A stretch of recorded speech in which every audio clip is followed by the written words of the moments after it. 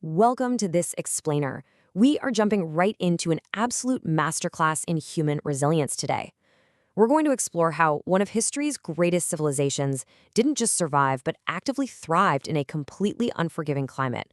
Let's unpack exactly how the ancient Egyptians beat the desert. Picture this for a second, 120 degrees Fahrenheit. Imagine trying to build a monumental civilization in a world where temperatures regularly hit those kinds of extremes. Now, imagine doing all of that completely devoid of modern cooling technology. No electric fans, no ice makers, just relentless baking heat day after day. So how in the world did they pull this off? How did the ancient Egyptians build a massive, legendary empire without a single air conditioning unit or refrigerator? Well, it definitely wasn't magic. And it actually wasn't one single secret invention either. It was a brilliant, compounding series of calculated choices. To understand their survival toolkit, we're going to break this down into 6 key areas: the desert's lifeline, ancient air conditioning, dressing for the heat, evaporative refrigeration, working with the sun, and finally, the secret of adaptation. Let's kick things off with Section 1, the desert's lifeline, mastering the Nile. Okay, so everything, and I mean absolutely everything, started with water management. By building their settlements strictly around the Nile Valley, the river literally became their lifeline.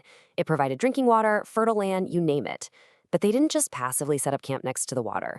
They engineered incredibly sophisticated irrigation systems to pump that water out into fields where rainfall was basically non-existent. When you add in their massive network of wells, cisterns, and even dedicated water carriers, they ensured hydration was constant. Out in the desert, hydration wasn't just a health tip, it was the absolute foundation of survival. Moving right along to Section 2, ancient air conditioning, cooling by design. Instead of fighting the heat with electricity the way we do today, Egyptians utilized brilliant passive cooling. They built their homes using these incredibly thick mud brick walls. We're talking serious insulation that drastically slowed the midday heat from creeping indoors. They paired this with intentionally small windows to block out direct sunlight, and they even engineered architectural wind catchers. These were designed to physically trap the prevailing breezes and funnel that moving air right down through their living spaces. It's just genius. And this mindset scaled all the way up to their urban planning. Ancient Egyptian cities were not laid out with wide-open, sun-baked avenues. No way. They purposefully used really narrow streets and tight building clusters to block the sun, creating these continuous areas of shade that naturally funneled those cooling breezes right through the city. For them, shade was the simplest yet most powerful defense they had. All right, let's look at Section 3, dressing for the heat, function over fashion. What they were was a literal survival strategy. They completely ditched heavy fabrics, favoring incredibly breathable, lightweight linen made from flax. They wore really loose to maximize airflow and specifically chose light colors to actively reflect the harsh sun. Add in the heavy use of head coverings, minimal clothing for the outdoor laborers, and the regular application of plant-based skin oils to act as a moisturizer against the bone-dry air, they essentially engineered the perfect desert wardrobe. Which brings us to Section 4, evaporative refrigeration. Cooling without power. This is one of my favorite details because it so brilliantly illustrates their ingenuity. Imagine a porous clay container filled with water. Because of the clay material, a tiny amount of water naturally seeps or kind of sweats to the outer surface of the pot. As the hot, dry desert air hits that outer surface, the moisture evaporates. And here's the magic. As it evaporates, it actively pulls the heat out of the remaining water inside. The result? Perfectly chilled drinking water completely off the electric grid. Think about that for a second. They mastered the science of evaporative cooling thousands of years before we even had a scientific name for it. It is the exact same fundamental physics used in traditional cooling systems across hot, arid regions all over the world today.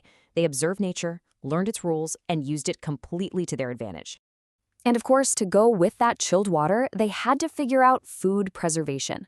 Without modern refrigerators, they relied heavily on salting and drying their food. This was absolutely vital. It meant they could stockpile food when crops were abundant, completely avoiding the need to scrounge your hunt under the blistering sun during the hardest, hottest seasons. Let's move to Section 5 now, working with the sun, the rhythm of the desert. The Egyptians totally understood that fighting the midday desert sun was just a losing battle. It was dangerous and, honestly, highly inefficient, so they synced their entire lives to the daily temperature cycle. Demanding physical labor was strictly pushed to the cooler morning or evening hours. During that peak midday heat, They rested inside those shaded mud brick spaces we talked about earlier to avoid rapid water loss and heat exhaustion. Furthermore, they knew they couldn't do it alone. Survival out there was a highly coordinated community effort. They shared responsibilities and worked in carefully planned shifts. This meant that while essential tasks kept moving forward, no single person was forced to endure the extreme outdoor conditions for too long. In an environment this harsh, cooperation literally meant the difference between life and death. Finally, Section 6, the secret of adaptation, putting it all together. The real secret to their survival wasn't one magical silver bullet. It was a compounding, holistic lifestyle.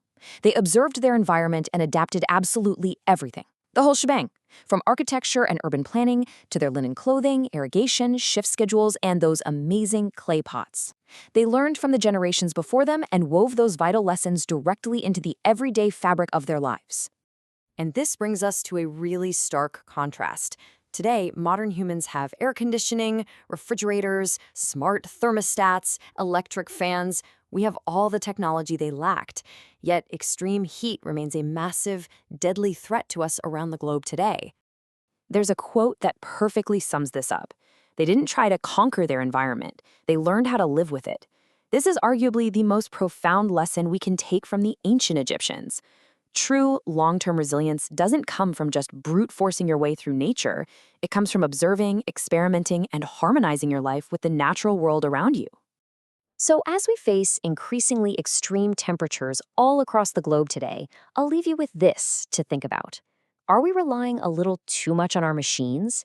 And what could we actually achieve if we started designing our homes, our cities, and our lives to work with the climate instead of constantly fighting against it?